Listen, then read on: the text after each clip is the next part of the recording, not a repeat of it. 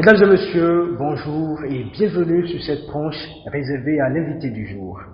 Au Bénin, depuis 2016, le président Patrice Talon et son gouvernement ont fait un état des lieux du système de la santé du pays, puis procédé au diagnostic de ses dysfonctionnements. Le bilan a permis d'engager des réformes nécessaires pour corriger les insuffisances et les faiblesses majeures qui limitaient son bon fonctionnement et sa performance. Parmi ces réformes, on peut citer la création d'une cellule de contrôle et d'inspection des structures de prestation de soins médicaux. Les membres de cette cellule ont pour mission le contrôle des structures de prestation de soins médicaux afin de s'assurer des bonnes pratiques qui y ont cours. Le coordinateur de cette cellule, c'est le professeur Blaise Ivy. Comme je le disais, il est le coordinateur de la cellule de contrôle et d'inspection des structures de prestation de soins médicaux. Et c'est lui justement qui est notre invité, professeur Blaise Ivy. Bonjour. Bonjour, monsieur le journaliste. Comment est-ce que vous vous portez? Ça va, on va arrêter. Alors, vous le savez, le 17 septembre dernier, c'était la journée internationale, la journée mondiale de la sécurité des patients. Dites-nous en français, en termes faciles, c'est quoi la sécurité des patients? La sécurité des patients, je dirais simplement que c'est une approche qui permet d'éviter les préjudices ou les dommages qui sont liés aux soins de santé. Alors, c'est quoi la CSI? La CCI, du moins, qui entendait la cellule de contrôle et d'inspection des structures de prestation de soins médicaux. La cellule de contrôle et d'inspection, c'était une commission que le chef de l'État a créée en 2018. Il avait souhaité qu'on puisse investiguer, porter plainte lorsqu'on n'est pas satisfait par les structures de santé, mais qu'il y ait un organe qui puisse investiguer de façon impartiale et objective ces plaintes. Il voulait aussi qu'il y ait un corps qui contrôle, qui soit là pour rappeler lorsqu'il y a déviance, parce que la peur du gendarme a le début de la sagesse. Donc cette cellule, cette commission a été créée en 2018, a été intégrée à l'autorité de régulation du secteur de la santé, qui elle-même a été créée en septembre 2022. La mission de l'autorité de régulation du secteur de la santé, c'est de protéger, assurer la protection de la santé de la personne en République du Bénin par l'amélioration continue de la qualité des soins. Et la cellule, qui est donc un organe opérationnel de l'autorité de régulation du secteur de la santé, c'est-à-dire qui va sur le terrain faire les contrôles et faire rendre compte à l'autorité. Cette cellule a pour mission d'investiguer effectivement les plaintes des usagers, que ce soit les patients, que ce soit les professionnels de santé, lorsqu'ils ne sont pas contents. Ensuite, de faire le contrôle médico-technique des structures de santé, aussi bien privées que publiques, pour y identifier des écarts par rapport aux normes sanitaires, proposer des solutions pour une amélioration de la qualité des soins. Depuis notre avènement à l'autorité de régulation du secteur de la santé, nous contribuons aussi à la mission de cette autorité. Et la priorité de cette mission, c'est la sécurité des patients, qui ont célébré la semaine, mais c'est aussi l'accréditation des professionnels de santé et la certification des établissements. Voilà ce que je peux vous dire de notre cellule intégrée à l'autorité de régulation du secteur de la santé. Alors, professeur, dites-nous, pourquoi la sécurité des patients à la cellule? Pourquoi la sécurité des patients à la cellule? Parce que nous avons constaté dans nos investigations que c'est la sécurité des patients qui est négligée lors des soins. Parce que les chefs de service, les responsables des établissements de santé n'ont pas mis en place une organisation qui permet une prise en charge adéquate des actes médicaux porteurs de risques. concrètement pour limiter les risques, les effets de leur prescription ou de la délivrance des soins. Alors, nous sommes intéressés à cette sécurité des patients et nous avons élaboré des fiches techniques de contrôle des critères de sécurité des patients. Nous les utilisons sur le terrain pour voir un peu quelle est la performance des établissements de santé par rapport à la conformité des critères de sécurité des patients. Quelles sont les activités que vous menez pour la sécurité des patients? Première activité, je viens de dire, le contrôle de la conformité des établissements de santé aux critères de sécurité des soins. C'est-à-dire les critères, c'est des facteurs qui permettent de réduire ou d'éviter les préjudices qui arrivent, qu'on voit lors des soins. Un exemple de facteur de sécurité, lorsque vous devez recevoir du sang, être transfusé, bien sûr, il y a plusieurs facteurs pour identifier, on détermine le groupe, on va chercher le sang adéquat à vous donner, mais il y a un facteur de sécurité qui dit qu'avant que vous recevez cette poche de sang, qu'il y a un test de compatibilité, c'est-à-dire qu'on prend une goutte du sang donné et une goutte de votre sang qu'on mélange pour voir s'il y a une compatibilité. Mais c'est un facteur de sécurité du patient. Si on le fait, s'il y a eu des erreurs avant dans la détermination du groupe sanguin ou lors du choix de la poche, lorsque vous faites ce test-là, vous voyez tout de suite que le sang que vous allez donner au patient n'est pas compatible. Et vous ne le donnez plus. Vous évitez une erreur. Par contre, si vous oubliez de faire ce test-là, qui est un facteur de protection, l'accident va survenir, ce malade, au cours de la transfusion, va faire un état de choc et puis en mourir. Voilà. Donc, nous avons mis en place, élaboré ces critères de sécurité des patients et nous les utilisons sur le terrain. C'est qu'aujourd'hui, l'autorité de régulation du secteur de la santé est en train de mettre en place un cadre stratégique. Ces critères seront des outils qui seront dans ce cadre. Nous espérons très bientôt que ce cadre va être mis en place au Bénin, que nous allons pouvoir contrôler, que eux-mêmes, les établissements de santé, eux-mêmes vont s'auto-évaluer, utiliser ces critères de contrôle de la conformité pour voir là où ils en sont et que peuvent-ils faire pour améliorer la sécurité des patients. Suffisant, ils devraient diminuer les incidents et les accidents qui surviennent lors des soins, ils devraient diminuer le nombre de blessés et ils devraient diminuer également les coûts de santé.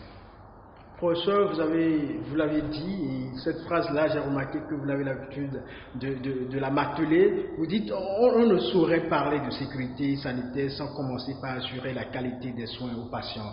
Qu'est-ce qu'on peut comprendre par cette phrase? Par cette phrase, ouais, on ne peut pas faire de la qualité si on n'a pas fait assurer la sécurité.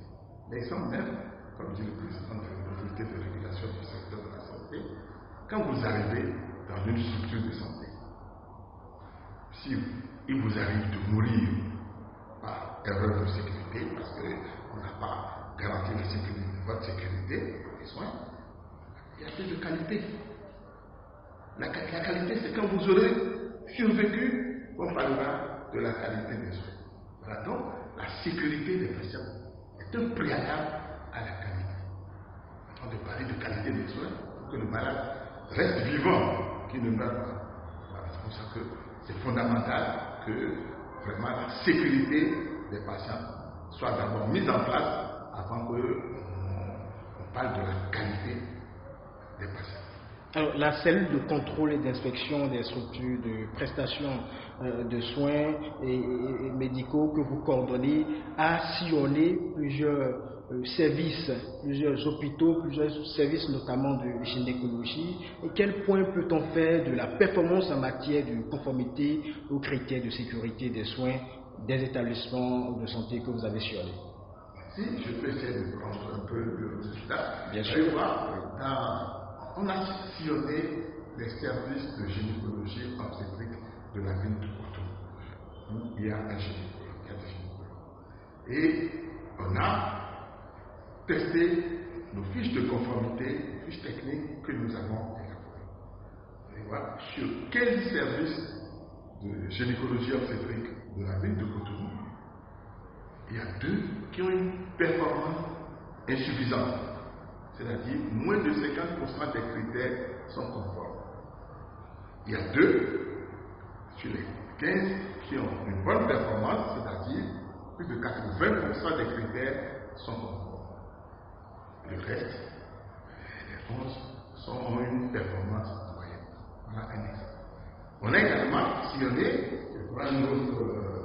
les services d'obstétrique, c'est-à-dire les maternités, où il n'y a que des sages-femmes, où il n'y a pas de gynécologue. Dans Cotonou, on a testé nos fiches de contrôle dans 6 maternités. Et sur les 6, il y a 2 qui ont une bonne performance, il y a 3 qui ont une performance moyenne, et il y a 1 qui a une mauvaise performance. On a également, comme les services de maternité vont de pair avec les services de nouveau-nés, on a choisi les services de nouveau-nés qui sont associés à ces maternités. Et sur 6 services de nouveau-nés tenus par des pédiatres, on a testé nos fiches de conformité. On a 2 qui sont de bonne performance et 4 qui sont de moyenne performance. On a été également dans d'autres services. On a été dans les services d'urgence de Cotonou, autour de la ville de Cotonou. Sur 17 services de la ville de Cotonou, il y a 2 qui ont une bonne performance de conformité aux critères de sécurité. Il y a 3 qui ont une mauvaise performance et le reste, c'est-à-dire 12 ont une moyenne performance. C'est pour vous dire que quand on a fait ces tests-là, en gros, les services qui ont une bonne performance sont nettement inférieurs à ceux qui ont une mauvaise performance ou une performance insuffisante. Bien sûr, ces fiches-là, c'est quand on les a testés, ils seront validés, ils seront envoyés, comme je l'ai dit tout à l'heure, aux différents services, pas seulement de maternité, mais c'est tous les services qu'on trouve dans un hôpital, et pas seulement de Cotonou, mais sur toute l'étendue du territoire. Ils vont s'auto-évaluer, ils vont voir leur performance de sécurité des patients, ils vont voir les critères où ils n'ont pas une bonne conformité, et ils pourront réhabiliter leur structure pour que les structures aient la garantie d'une sécurité des patients. Professeur, dites-nous comment est-ce que l'évaluation se fait? Sur quels critères vous notez ces performances? Ils sont nombreux, ces performances. Mais on va essayer, avec les tests, on essaie de les diminuer. Actuellement, nous avons 20 fiches qui ont en moyenne 30 à 40 critères. Il y a des critères qui sont liés à l'infrastructure. On ne peut pas aller faire des soins dans une petite chambre où on accouche, on consulte, on hospitalise. Il faut une structure adéquate, une structure aux normes. Il y a des critères qui sont liés à l'infrastructure, il y a des critères qui sont liés au matériel et aux équipements. Il faut des équipements pour faire des soins adéquats. Et il y a des critères qui sont liés aux ressources humaines. Il faut une équipe de santé qui assure la prise en charge.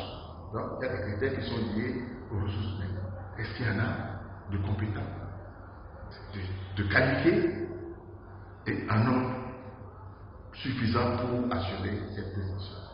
Et il y a des critères liés à l'organisation même du travail dans le service.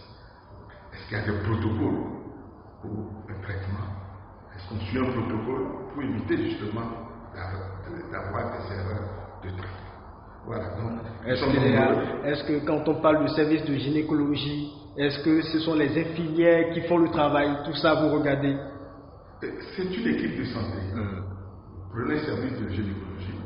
il y a des gynécologues, obstétriciens, il y a des sages-femmes, il y a des infirmières, mais il y a aussi d'autres agents comme des aides-soignants qui ne sont pas qualifiés, mais qui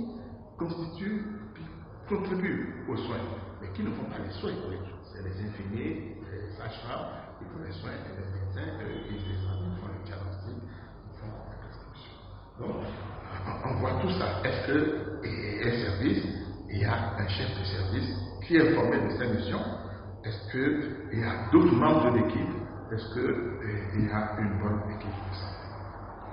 Il y a d'autres statistiques, d'autres performances que vous souhaitez partager avec nous, par exemple au service de réanimation? Le service de réanimation, je ne l'ai pas ici, mais je sais que quand on a pris les différents services de réanimation de la ville de Cotonou, ils n'étaient pas nombreux, à ma connaissance, ils devaient être 5. 5, oui. Que seul qui avait une performance qui était acceptable. Vous avez également sillonné 17 services d'urgence, parlez-nous-en. Services d'urgence, je crois que j'en ai parlé tout à l'heure, ces services d'urgence, les résultats devant moi. Il y a 2 qui ont une bonne performance aux critères de conformité et aux critères de sécurité des patients. Il y a 3 qui ont une performance insuffisante et il y a 12 qui ont une performance moyenne. Les 3 qui ont une performance insuffisante, quel est le sort qui leur est réservé? Est-ce qu'il y a des sanctions ou bien, comme vous l'avez dit, on les laisse corriger? Voilà. Il n'y a pas de sanctions pour l'instant. Nous sommes là pour accompagner, pour mettre en place un cadre de sécurité. On leur envoie eux-mêmes des fiches, eux-mêmes ils s'évaluent, ils voient là où les critères qui ne sont pas respectés.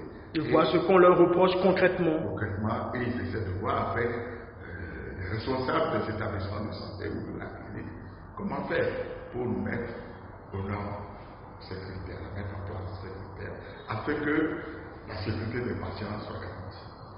Et le travail que nous faisons à la cellule, nous avons voulu évaluer le niveau de culture de sécurité des patients chez les responsables.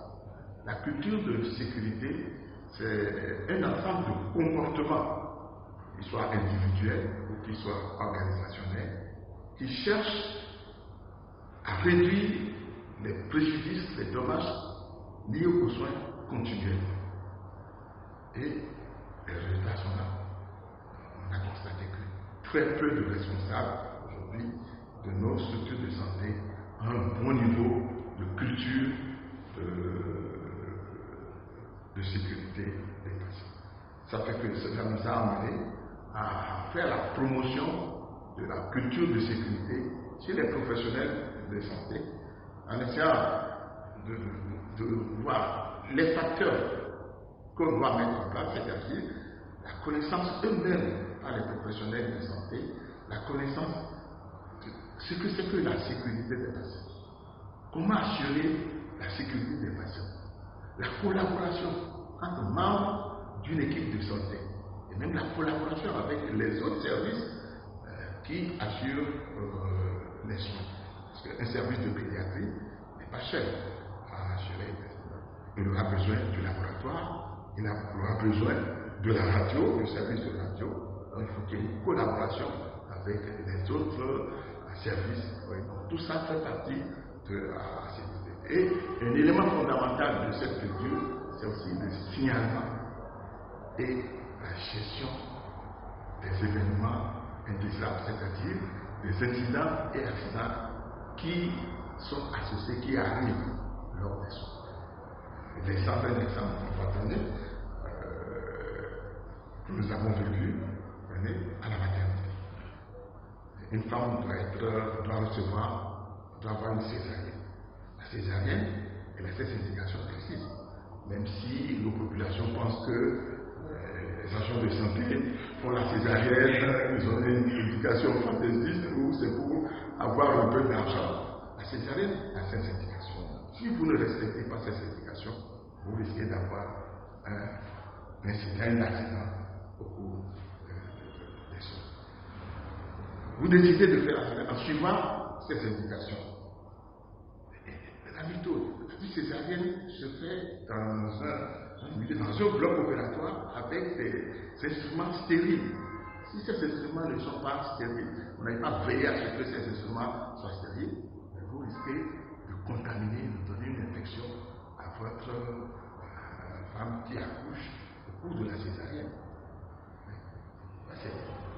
Et après la césarienne, il y a un suivi. Même si, des fois, on ne souhaite pas que la femme ait été contaminée, il y a un suivi selon des normes qui vous permettra tout de suite de voir, ah, attention, ma femme, cette partenaire, a été contaminée, elle a une infection, je dépiste l'infection et je traite. Si vous ne faites pas un bon suivi, elle va faire son infection qui va s'aggraver et elle peut en mourir. Professeur, on comprend donc que vous abattez un énorme travail du côté donc des centres de santé, du côté des professionnels de santé, pour que la sécurité des patients soit. La santé, ce n'est pas que les centres de santé, c'est également les pharmacies. Qu'est-ce qui est prévu sur ce plan-là, dans ce domaine? Nous essayons de faire ce que nous pouvons. Mais pour les pharmacies, dans l'autorité de régulation du secteur de la santé, il y a un collège qui analyse et qui fait les recommandations. Il y a la cellule de contrôle et d'inspection qui est le bras opérationnel, qui va sur le terrain faire les contrôles, amène les résultats. Mais il y a également une autre commission qui s'appelle le conseil de surveillance pharmaceutique, qui lui s'occupe uniquement de la pharmacie, contrôler les pharmacies, faire des propositions de solutions par rapport à des défiances. Donc, la pharmacie est prise en compte également au niveau de l'autorité de régulation du secteur de la santé par ce conseil de surveillance pharmaceutique. Professeur, quel appel avez-vous à lancer, donc à adresser, quel message avez-vous à adresser aux acteurs de la santé pour la sécurité des patients? L'appel que je vais faire, c'est le thème même de la journée mondiale de la sécurité des patients, c'est-à-dire faire des patients eux-mêmes les acteurs de leur propre sécurité. Oui. L'invite, c'est pour faire effectivement la population peut être elle-même active de sa propre sécurité, en essayant de comprendre les soins qui lui sont donnés, de voir la démarche, de voir si ces soins sont faits dans les règles de l'art, les accepter, avoir un recours précoce aux soins. Parce que si vous arrivez très en retard dans les soins, ça s'aggrave. Un recours précoce. Aller dans des centres autorisés, où il y a du personnel qualifié. Acheter ces médicaments dans des pharmacies. Éviter l'automédication. Éviter l'automédication. Voilà, ça, c'est une invite que je fais vraiment à la population. Qu'elle soit impliquée, qu'elle voit, qu'elle participe à sa propre sécurité, qu'elle signale les déviances, qu'elle observe, qu'elle sait. Surtout que le ministère a mis en place un numéro WhatsApp de plainte qui est le 91 44 44 44. Le 91 44 44 44.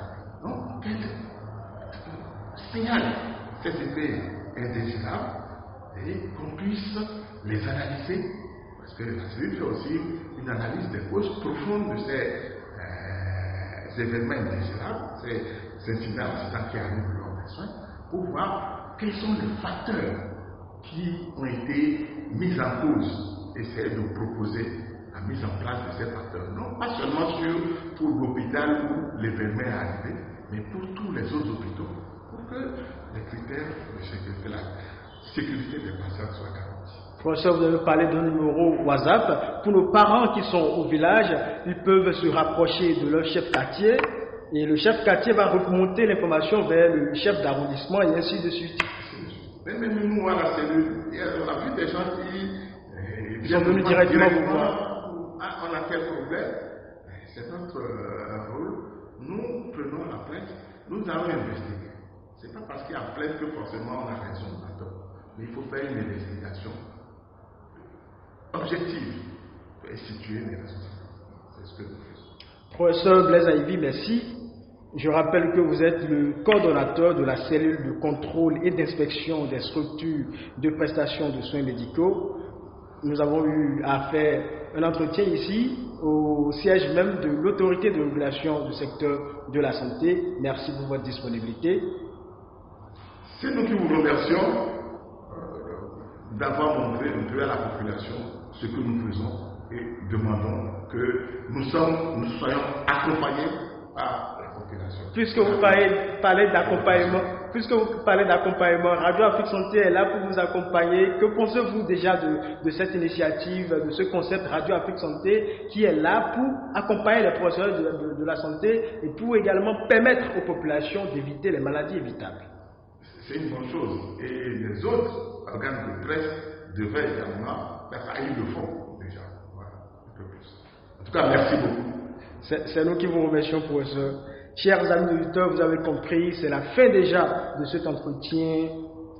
Invité du jour, merci de nous avoir suivis et à très vite sur Radio Afrique Santé.